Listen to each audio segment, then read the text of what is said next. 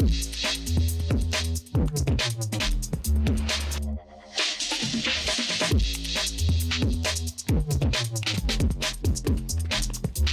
intelligente VO.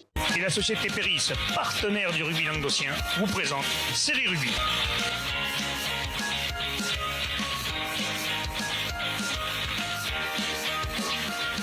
Bonjour mesdames, messieurs, bienvenue à Série Rugby, votre émission sur rugby amateur de la régionale à la fédérale. Aujourd'hui c'est le MAG, aujourd'hui on reçoit un invité avec mon serial chroniqueur. Salut Bubu. Salut Alain. Ça va, tu es en forme? Pleine forme. Tu es en forme parce qu'en face il y a un invité quand même à faire. Ouais, je sais, il faut que je sois mordant. C'est chaud? Ouais, c'est beau. Aujourd'hui nous recevons Joël Castagny, président de la Ligue Occitanie. Bonjour Joël. Bonsoir à tous, bonjour. Ça fait plaisir de te recevoir depuis que tu as été élu. À la même place. Il fallait quand même qu'on vienne en discuter un peu. On a plein de questions à te poser parce qu'il y a des gens qui se sont posé des questions depuis que tu as été élu. Plein nous ont posé des questions autour des terrains qu'on a vu pendant les finales. Et la première, donc, c'est pourquoi des élections en plein milieu d'une saison, puisque c'est compliqué pour vous, vous ne pouvez rien changer quelque part. Donc c'est quand même un peu dommage. Qui c'est qui décide de ça? Tu dois gérer peut-être des problèmes qui... Voilà. Qui c'est qui a décidé de ça au départ? Qui c'est qui décide des élections? Pour les gens qui ne le savent pas, justement. Alors, les élections ne sont pas du ressort de la Ligue, ne sont pas du ressort de la Fédération, elles sont du ressort du Comité olympique. D'accord. Qui fixe, lui, les règles du jeu en matière de timing. C'est l'année olympique, l'année des élections.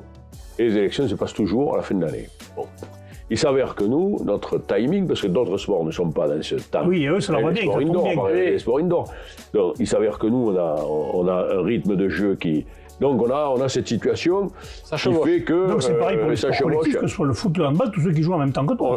On a ce même calendrier pour tous.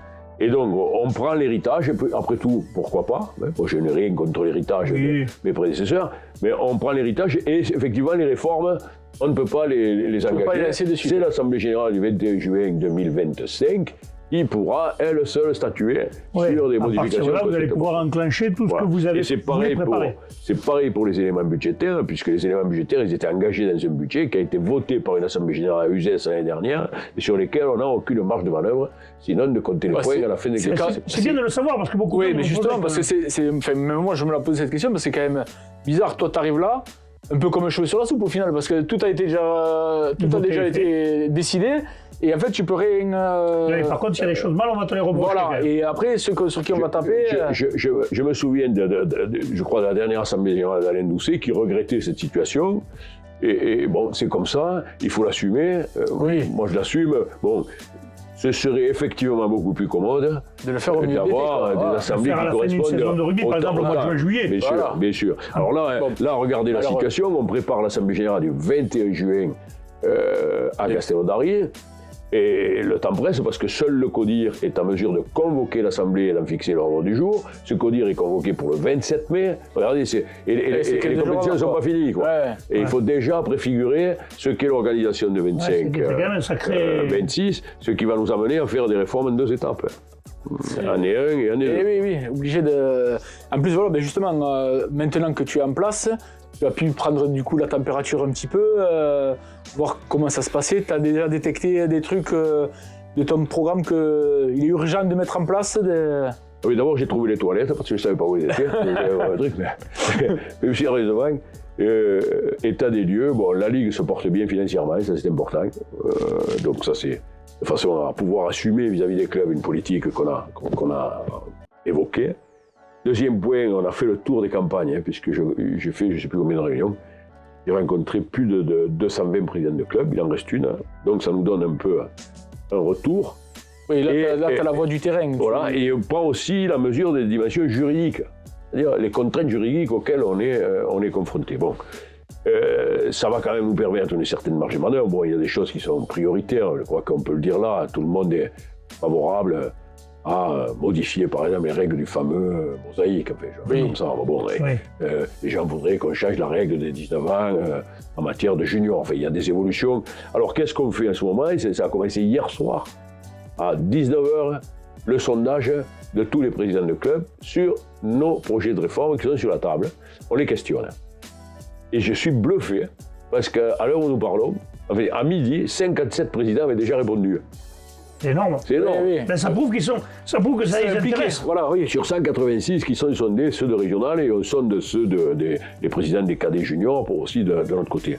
Bon, on les sonde. Il y a déjà un tiers qui a répondu. Voilà, on leur propose des réformes, ils nous disent oui, ils disent non. Et il n'y a qu'une chose qu'on ne questionne pas, c'est sur la violence, là, c'est pas négociable. C'est-à-dire, là, on a un changement de prisme, si vous le souhaitez, on l'expliquera, un changement de prisme. Mais là, on ne questionne pas parce que c'est une ligne directrice de notre action. Mais on consulte sur la modification d'éléments en matière de championnat, en matière de terrain neutre, en matière de système d'organisation, d'horaire des matchs, etc. Et c'est extraordinaire cette réponse, je suis ravi. Alors tout le monde n'est pas d'accord avec ce qu'on propose, heureusement. Mais au moins ils répondent. Mais on a des réponses, alors on a des réponses à 90% favorables, des réponses à 55% favorables, ce qui va nous amener à amender certains points de vue, parce qu'il ne s'agit pas d'imposer quoi que ce soit. Non, oui, tu vas voir ce que tu peux faire. Voilà. Mais je savais. Après, si tu as des...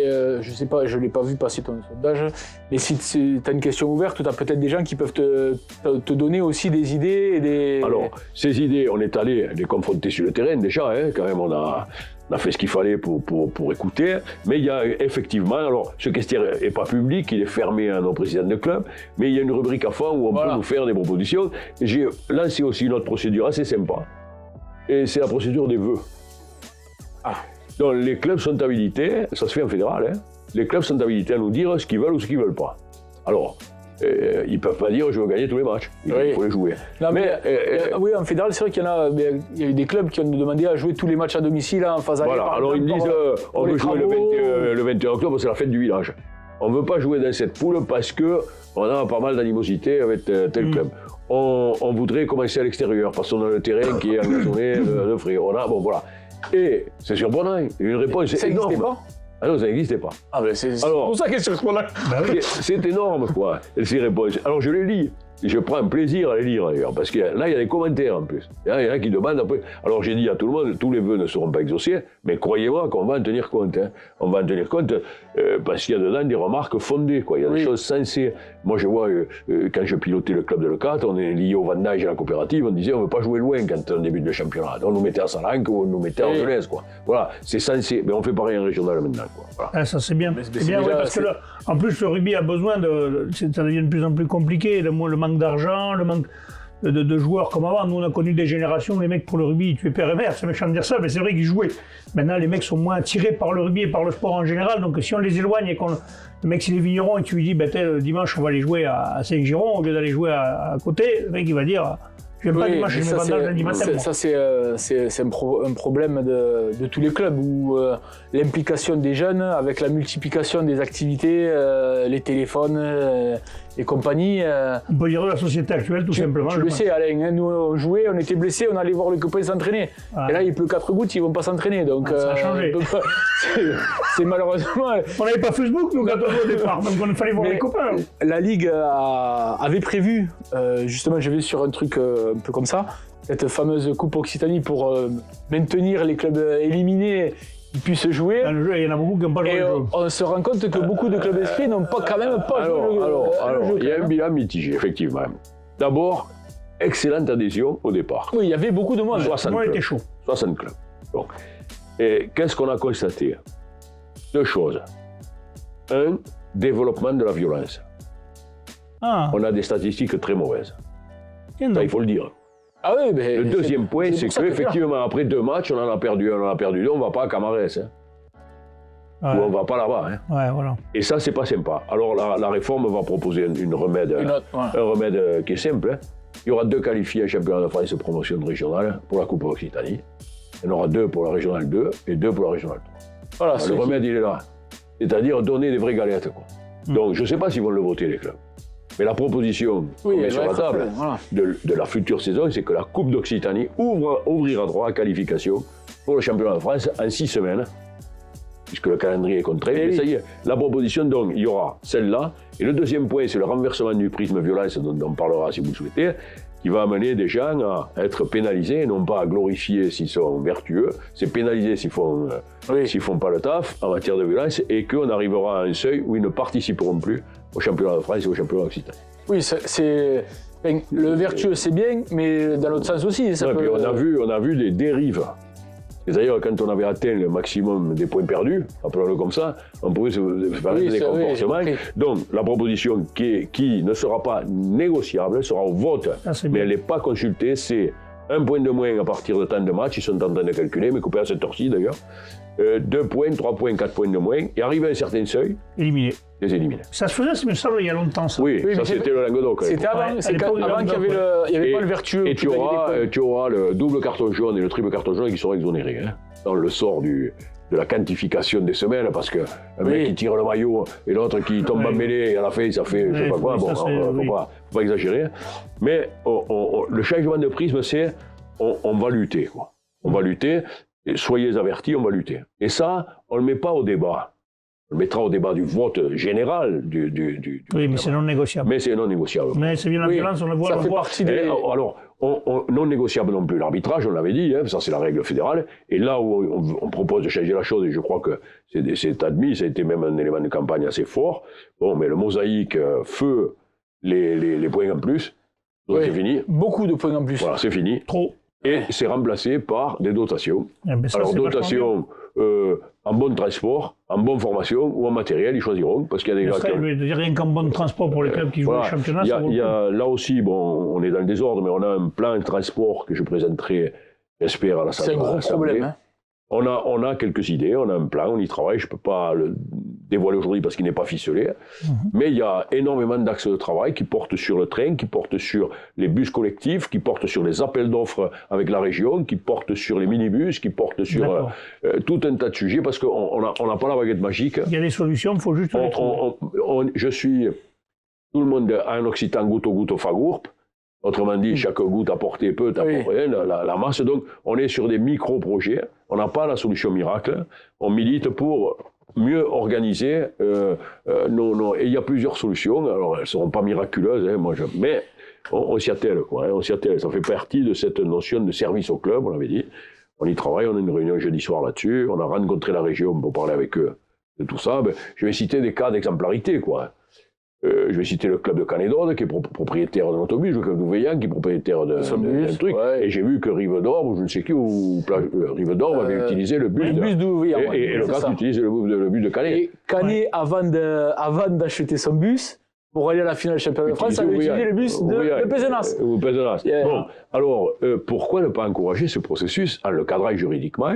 Pourquoi ne pas l'encourager? Je vais poser une question au bureau de jeudi soir sur l'éventualité d'accompagner ce type de démarche. Pourquoi pas? À condition qu'il passe une convention, voilà, par exemple. Mais c'est pas un miracle. Le train, bon, je regrette que là, on n'a pas pu le... Mais il y a quelques équipes, pas beaucoup, tu champes pas, hein, c'est voir le château non plus. Mais il y a quelques équipes qui peuvent étudier le déplacement de train, en particulier pour le 7, pour les jeunes, des sélections, des trucs comme ça. Donc, il faut mettre bout à bout, il n'y a pas de solution miracle. Et puis, il faut constituer des poules où on a effectivement la notion de proximité et aussi de jouer les 4 quarts. On est en train, j'appelle ça les 4 quarts, c'est-à-dire l'Occitanie coupée en 4, comme on a obtenu d'ailleurs un championnat de France. Souvenez-vous, l'an dernier, c'était Jacou-Grèce-Tournant et c'était l'Aiguevin Strasbourg. Et cette année, on a Quillan contre Rivesaltes. Alors, on peut nous reprocher après de trop jouer dans la proximité, mais je crois que c'était un vœu de ne pas trop se déplacer. Ouais. Alors, chez les jeunes... Disons que sur les premiers tours, vaut mieux faire pas trop loin et que taper Strasbourg le premier match. Donc, voilà. Mais ça fait partie de tous ces sujets. On disait, on n'a pas pu aborder des réformes parce que la règle ne nous le permet pas. On est en train d'en établir une partie. Ça ne se fera pas en claquant des doigts et en 3 mois. Voilà, on a un plan d'action, on l'a écrit. Moi, vous savez, parfois, je prends ma feuille, là, j'écris pas beaucoup, mais j'avais la feuille avec les actions qu'on avait prévues, on fait tous des documents de campagne. Au stabilo, j'essaie de barrer ce que je sens réaliser. Et ça va pas trop mal, quoi. On a commencé à réaliser quelques points, et ce projet de règlement va faire partie de ces promesses, quoi, ou de ces engagements qu'on a pris, quoi. Ouais, c'est bien de voir que ça évolue, que ça bouge. Mais il y a beaucoup de choses à évoluer. Déjà, il faudrait arriver, comme tu disais, la violence, parce que les mentalités sont compliquées à faire évoluer, mais les bancs de touche, c'est ignoble. Moi, j'en ai encore pesté toute la saison, mais quand on voit l'attitude des bancs de touche, et encore, je l'ai vu, moi, en national ce week-end, quand je vois les arbitres les entraîneurs de national qui gueulent sur les arbitres, qui s'insultent entre eux, tu vois, ça en national, Carcassonne en Arbonne, des deux bancs de touche, c'était pas glorieux. Alors donc, ça c'est un sujet, d'ailleurs on va faire une proposition de réduction du nombre de présents. Hein. Je pense que ça serait bien, parce que là quand ils sont 5, ils sont un peu bourrichons entre eux. Parce que ils sont que 2, ça sera plus dur. Un blanc, un jaune et un rouge, c'est largement suffisant. je vois qu'ils ont tous des oreillettes pour aller plus loin, donc ils allaient plus loin. On diminue la vocifération, parce qu'on a un problème de vocifération, quoi. Mais moi, je n'étais pas un exemple sur le sujet, quoi. Mais, donc, tout ça, on l'analyse. Alors, vous savez qu'on crée la mission régionale d'éthique et de déontologie. Ah non, ça va pas. Avec des gens, vous allez voir, avec des gens qui ne sont pas du rugby, quoi. Oui, mais justement, avec il va y avoir un 7 œil personnes extérieur. qui nous amènent, qui vont observer, qui vont faire des recommandations, et qui vont ensuite nous amener parfois à un régime. Alors, on n'est pas en mesure d'apporter des sanctions, c'est la Commission nationale d'éthique qui est chargée, mais là, on travaille sur un dossier qui va peut-être finir à la Commission nationale d'éthique, parce qu'il y a eu une rupture de l'intérêt supérieur du rugby, quoi. Voilà. Donc, je crois que sur la violence, il faut que tous, dans le même sens, vous, les médias, nous, les dirigeants, vous, les copains présidents, les entraîneurs, on prenne conscience qu'on est en train de scier la branche sur laquelle on est assis. Ouais. On est un sport d'éthique, on le dit, on le dit, et parfois on ne le fait pas. Donc cette violence verbale, la violence physique, la violence après les matchs, la violence sur les réseaux sociaux, etc., tout ça, je ne suis pas un chevalier blanc, je le redis, mais c'est la vocation du mandat, c'est de lutter contre ce qui nous fait du tort. On a les addictions, on a la violence, on a le pognon, tout le monde le sait. Moi, je l'ai dit, je suis bourré de défauts, mais je ne serai pas le président de l'Omerta. Et donc, on essaie, avec la loi, parce qu'on est contraint par des éléments réglementaires, des éléments juridiques, de faire progresser ces idées et d'essayer. Alors, je voudrais dire au passage que, extraordinaire finale, quoi. Vous les avez télévisées, toutes, extraordinaire finale. On a joué 9 finales en 2 week-ends. C'est-à-dire 6 des championnats et des promotions, 2 des réserves et 1 du trophée d'Antin chez les gosses. Extraordinaire, on n'a pas de carton. Non. Il y a du monde. On a eu un dérapage post-finale, qui est en train d'être traité, qui n'est pas acceptable, et qui s'est passé en dehors. C'est vrai que c'est encore pas des joueurs, et c'est différent, c'est autre chose encore. Voilà. Mais chez les joueurs, j'ai vu des donneurs, moi. J'ai vu des arbitres sortir en premier sur le terrain. J'ai vu des matchs de qualité sous la pluie. J'ai vu la réconciliation avec le monde du rugby d'équipe qui était considérée comme un pestiféré. Vous voyez qui je veux dire. Oui. Etc. Donc moi, je suis fier de ça, parce que c'est pas tout pourri. Parce que la tendance qu'on aurait à des moments, c'est de dire tout est pourri, tout est foutu. Non. Notre sport a encore. Il faut traiter ce qui n'est pas bien. Et puis... Mais on ne peut pas nier l'évidence, c'est qu'on a un développement. Alors, les statistiques sont trompeuses, parce que notre commission de discipline, qui m'a donné les statistiques pour préparer justement la barre, vous savez, des moins 1 point, moins 2 points, on n'est pas. Alors, c'est pas bien, je ne dis pas que c'est bien, mais on n'est pas en développement, quoi. C'est-à-dire, nos stats ne sont pas mauvaises, sont pas alarmantes. Bon, notre effectif non plus, c'est pas alarmant. L'effectif réduit se porte assez bien, notamment dopé par les féminines et d'autres pratiques, mais enfin, ça va pas mal, ça va même bien. Vous savez que cette année, on a 5 demandes ou 6 de redémarrage de club. Ah, c'est chouette, ça. Alors, ça nous fait plaisir. À côté de chez nous, il y a l'avenir. Avec Capestan. Il y a le foyer laïque qui va repartir. Saint-Jean-du-Folga. Nous avons Gramma qui redémarre. Qui redémarre. Et il y en a un autre dans la région toulonnaise, j'ai perdu le nom. Voilà. Donc, on est ravis, ça va pas mal. Donc, on va essayer d'adapter notre championnat à cette volonté de jouer plus.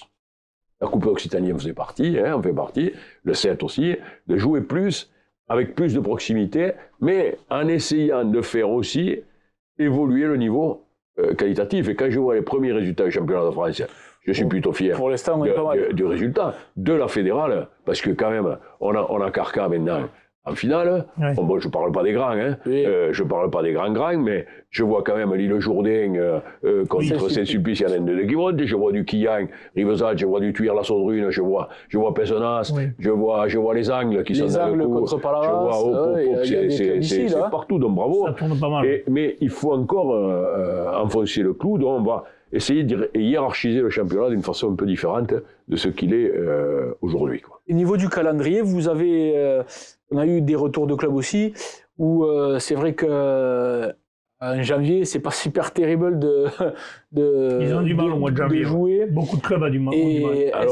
Alors c'est vrai que le calendrier, après c'est court pour faire le problème pour nous. Là, on peut pas faire peut-être une petite coupure, mettre du 7 ou quoi, ceux qui veulent jouer jouent. Notre problème, on l'a évalué l'autre jour avec les jeunes, là, notre problème, c'est les obligations que nous donne la fédération pour désigner les qualifiés en championnat de France. Eh oui. Il y a une date limite. Il y a une date limite. Cette date limite, elle était avant que ça ne commence, c'est-à-dire il y a 15 jours. Quoi. Il faut avoir fini une semaine avant, parce que tu peux avoir un report, tu peux avoir une réclamation, tu peux avoir je ne sais pas quoi. D'accord. Donc on part à l'envers, quoi. C'est-à-dire on commence notre calendrier à l'envers, quoi. Et on remonte, et puis les clubs qui nous disent comment ils ne sont pas trop tôt, parce que les gosses sont en vacances, les licences ne sont pas prêtes, bon. Tu vois, donc on se mord la queue. Dans le championnat, alors l'autre réflexion qui pourrait être engagée, c'est faut-il diminuer le nombre d'équipes par poule? Mais en même temps, on veut jouer. Ça. Et pas finir le 15 mars. C'est ça. Parce que tu avais des mecs qui finissaient le 15 mars. La coupe est faite pour ça. Alors en mettant 2 qualifiés en championnat de France de promotion dans ces 2 catégories, on va doper ça. C'est-à-dire 6 semaines de compétition supplémentaire. Et ceux qui seront qualifiés les ont, et ceux qui ne seront pas qualifiés pourront aller chercher peut-être une galette là, extraordinaire quand même. T'as perdu, t'es pas le foutu, bon, tu peux te refaire la série. Des fois, t'as fait un mauvais début de ce championnat, et puis tu te refais. Par exemple, regarde une équipe comme Alaric qui a toujours bien tourné. Cette année, ça a un peu moins bien marché. Là, regarde, ils sont en demi-finale. Ils sont en demi-finale, j'ai vu ça. Donc, et j'ai vu alors. Tu leur dis, tu gagnes, tu vas en Coupe de Championnat de France, ils auraient été. Alors, il y a des gars qui n'ont pas joué le jeu. Bon. Restons sur le positif, il y avait 60 équipes inscrites, les premiers tours sont bien passés, c'est après, une fois que les clubs avaient perdu, etc., que ça se liquéfie un peu, bon, on ne peut pas nier ça, mais ça n'est pas la catastrophe annoncée, parce que moi on m'a dit, on a essayé, ça ne marche pas. Ça ne marche pas, je me rends compte que 62 clubs se sont inscrits. Oui. Bon, donc c'est que, il y a quand même, le jouer plus, c'est une volonté. Personne ne va arrêter le 15 mars. Donc, on a trouvé une solution. Il fait froid la plage au 15 mars. Ce championnat, on est en train de le testé auprès des présidents. Oh, il y a une équipe extraordinaire hein, avec Laurent Rovira. On n'en parle pas beaucoup de tous ces gars. Hein. Moi, je suis le président, je suis l'animateur. J'en parle souvent parce que je l'ai souvent au téléphone et il m'envoie toujours les trucs au dernier. Laurent, il fait un travail énorme avec Gilles Combe, avec Patrick Cardiac, avec Sainz, avec Guy Comestre, avec Madame Parenti, avec Élodie de Carmo, etc. Il faut un travail terrible, quoi. Donc, on a préparé le championnat. Il est nouveau. Pour l'instant, il est basé sur les 40 de Régional 1, ça c'est bien foutu. Oui, ça ne peut pas bouger. Bon, on passe à 80 de Régional 2, la proposition. C'est-à-dire, comme à la pétanque, hein, si tu veux faire des... Il faut lever l'impair, quoi. Ouais. Tu vois. Donc 80, et on sera entre 66 et 70. Donc ça fait un chalet en bois, en fait. Voilà. Hein, c'est pas la pyramide, c'est pas la maison, c'est le chalet en bois. Et ça vient de Cerdagne-Capcir, et c'est... voilà. Donc... ça, c'est une période transitoire, donc, avec un mode de qualification qui est à peu près le même de ce qu'on a aujourd'hui.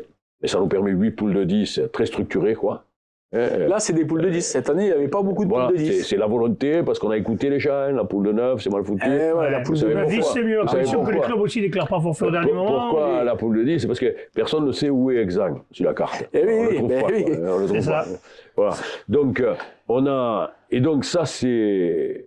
Et la proposition que j'ai mise sur la table, que nous avons mis sur la table, c'est qu'on va proposer la 4e catégorie, mais on va la proposer en poule de préaccession.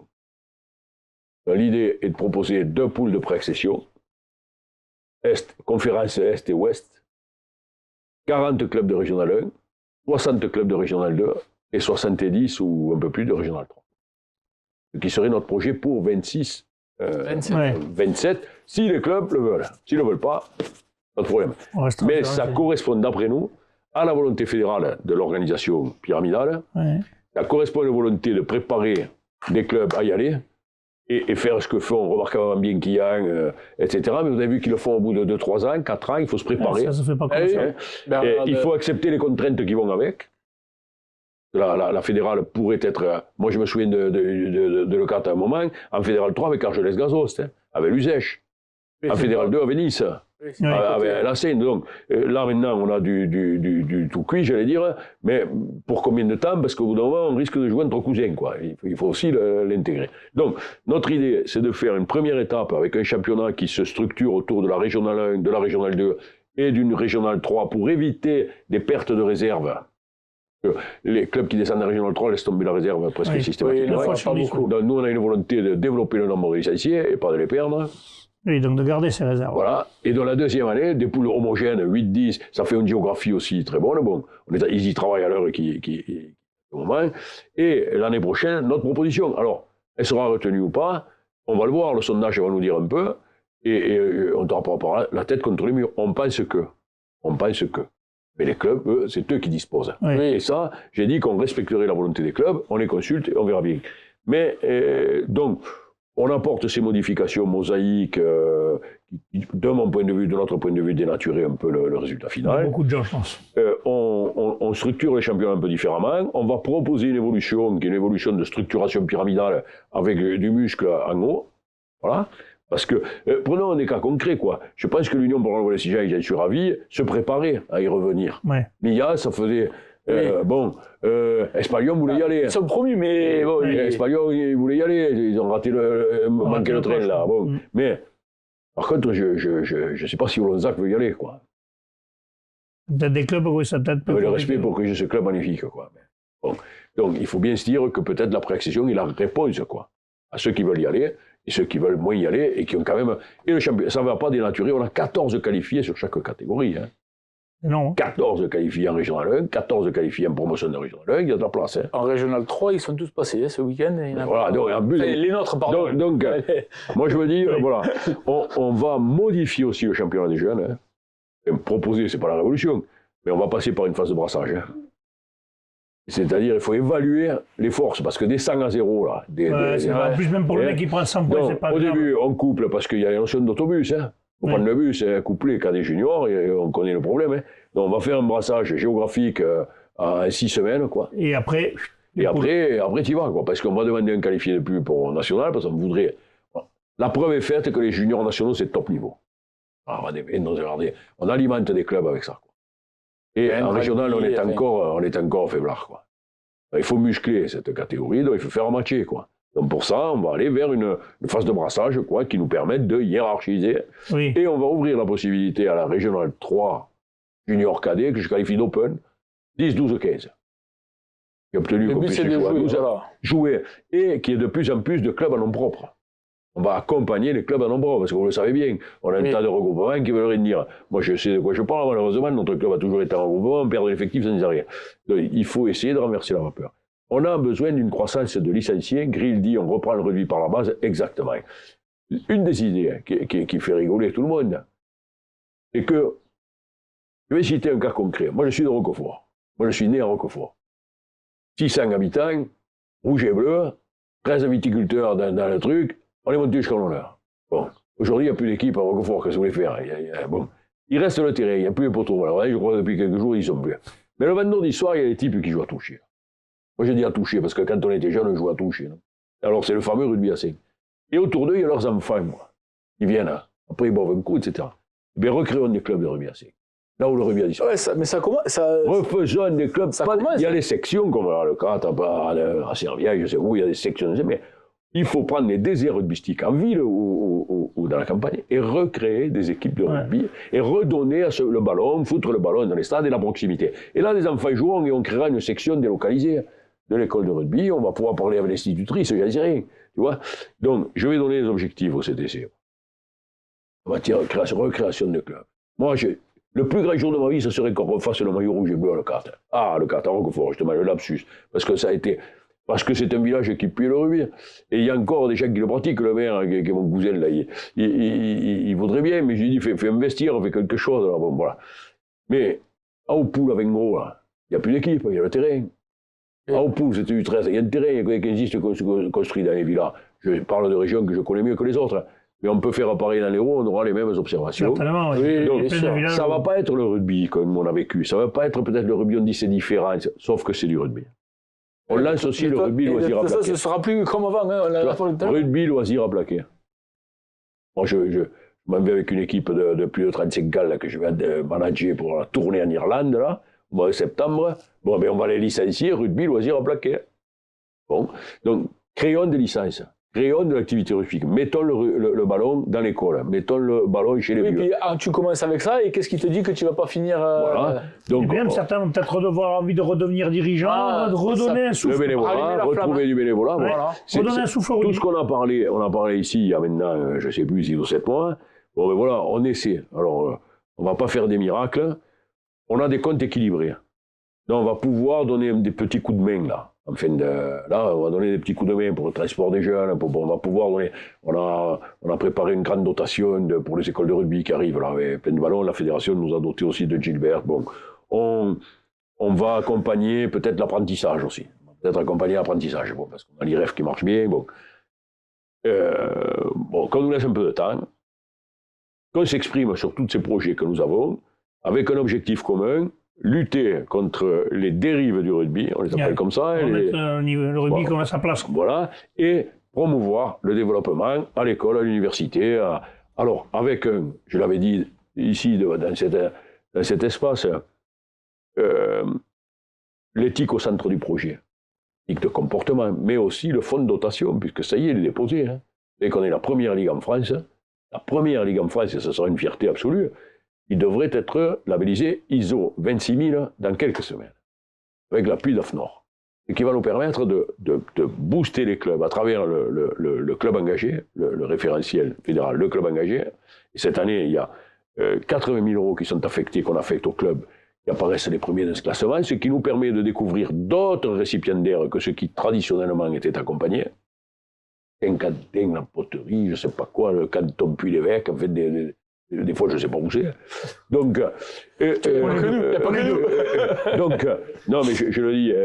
Donc, cette opération nous permet d'avoir une autre ouverture, on l'avait dit, en matière de collecte de fonds. C'est parti. Et vous savez qu'on a signé les premiers naming, on l'avait dit ici. On avait parlé du naming. Ouais. Bon, ben Aftral devient le partenaire du championnat des filles. Hein. Pour l'an prochain, c'est signé. Une marque proche de Béziers, que je ne citerai pas parce que ce n'est pas signé, devrait signer son partenariat dans quelques jours et ça décoiffe, puisque ça rejoint une discussion ici, Max, souvenez-vous, les sans-alcool pour les jeunes, on y est, et donc on a en même temps un nouveau partenaire arbitre, enfin bon, on a, et je le dis ici parce que je suis ravi de le dire ici, on a un plan Est, parce que la Ligue c'est quelque chose qui est constitué, personne ne la voulait. Et elle s'est constituée là où elle était le plus forte, c'est-à-dire à Toulouse. Et je pense qu'ils ont bien fait, il y a un beau siège, une belle activité autour de Toulouse. C'est central aussi. Mais il ne faut pas oublier que le centre nerveux est autour de Carcassonne-Castelnaudary, c'est pour ça qu'on fait l'AG là-bas. Mais on a tout un plan, je fais signe vers là-bas, c'est-à-dire à partir de Narbonne et jusqu'à Nîmes et jusqu'au Pont du Gard, quoi, où on a besoin de doper, les statistiques ne sont pas terribles hein, en matière de taux de pénétration. Donc il faut le taux de pénétration au rugby, mais il faut en même temps le développement économique. Et donc, on a un business club qui marche du feu de Dieu, grâce à mes prédécesseurs, du côté de Toulouse. Mais maintenant, on va aller vers le business club. Il faut le développer là où il va pas. On reconduit l'accord avec Chilton, je signe vendredi. On a notre partenaire automobile qui est à Montpellier. On a, donc on va créer une dynamique économique à l'Est et une nouvelle donne un peu. Voilà, un peu de dynamisme. On avait dit... Je crois que c'est ça, j'avais dit, moi, le dernier badal, quoi, le dernier souffle, il faut le filer un peu de mouvement et sans se prendre trop la tête, quoi. Je pense très sincèrement qu'une belle équipe à la Ligue, nos prédécesseurs nous ont laissé une situation saine. C'est important de le dire parce que... Mais d'ailleurs, je dis au passage que nous avons associé 11 personnes qui étaient sur la liste opposée à nos travaux. 11, et notamment une Annette Verbous, alors là, évidemment... devrait lui faire le statut, hein. Bon, qui est secrétaire général adjointe, mais je pense à Madame Rossignol, je pense à Brousse, je pense au docteur Pousse, je pense... Ils sont venus partager avec nous le travail, et tout ça dans l'intérêt, évidemment, du rugby. Cette équipe fait un travail extraordinaire. Deuxième point, il y a à la Ligue des ressources humaines de grande qualité. Je le découvre, je ne les connaissais pas. J'ai découvert un directeur, Pierre Cibot, qui est un grand serviteur du rugby, et pourtant il n'est pas originaire du rugby, il vient du football, il vient du ski nautique, et il vient de l'haltérophilie. Voilà, c'est un homme très bon gestionnaire. Voilà, très bon gestionnaire, donc diplômé de Limoges, etc.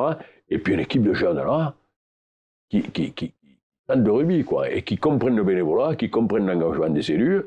Donc tout ça pour l'instant, c'est pas simple tous les jours, parce qu'on a tellement de projets qu'on fait chauffer la machine.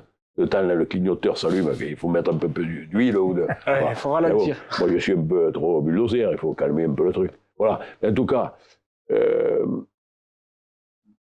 notre plan d'action se déroule, on voulait faire le point après 6 mois de mandat, quoi. Notre plan d'action se déroule peut-être pas aussi vite que tout le monde voudrait, que nous-mêmes on voudrait, mais il se déroule normalement. Il part dans un bon sens, quoi. Et il est là. Et, les voyages sont ouverts. Voilà. L'important, aucun impôt. Au contraire, j'avais parlé de déflation. Nous voulons arriver à du retour vers les clubs, avec des projets vont être surprenants, hein, on le sait, on sait la pensée, quoi, avec la recherche de ISO 26000, hein, on sait sur quelle pensée. Mais je fais ce que j'écris, et j'écris ce que je fais. Et ça, il faut que ça devienne la devise de tous les clubs et qu'elle moralise notre activité. Eh ben, je crois que là, on aura fait un bon tour. Là. On a fait un bon tour. Non, merci. On pourrait faire des émissions de 3 heures. Hein. Ah, bah, avec Joël, il parle bien, puis nous, on pose des questions, donc on sait là où on va aller aussi. On ne peut pas faire une émission de 2 heures, mais on a échangé aussi en off et il y a quelques idées qu'on a apportées aussi. Oui, non, moi, je vous remercie, je le dis publiquement, parce que il y a des grands médias avec des gros moyens qui font leur travail, je ne le commente pas.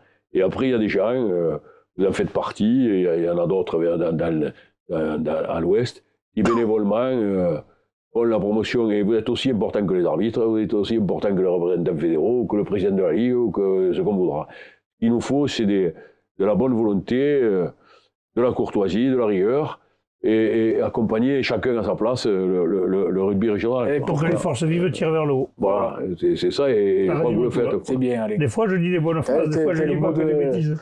Impeccable. Bon, ben, messieurs, ça va être le mot de la fin. Merci. Joël, c'était très instructif. Ouais, voilà, merci Joël. Merci Bubu. On va se retrouver donc demain avec les matchs à venir. Et il y en a On va espérer d'ailleurs que nos équipes fassent encore des bons cartons. 32e de phrase pour les promotions régionales 2, régional 2, promotion régionale 1, régional 1, et les 16e pour la promotion régionale 3. Et la montée en fédéral 2. Fédéral 3. Et Fédéral 3. Et c'est le match aller. Fédéral 2, c'est le match après. Et peut-être Carcan pour 2. Et peut-être Carcan pour c'est ça, à Narbonne. Ouais, ça me fait moins rire. Grill sera là, d'ailleurs. Le président Grill vient à cette finale et il viendra le 4 voir les finales de féminines à dimanche, d'ailleurs. Allez. Eh ben, merci pour cette précision. Merci, on vous remercie. On se retrouve demain. Transpirez bien sur tous les terrains. Allez, salut.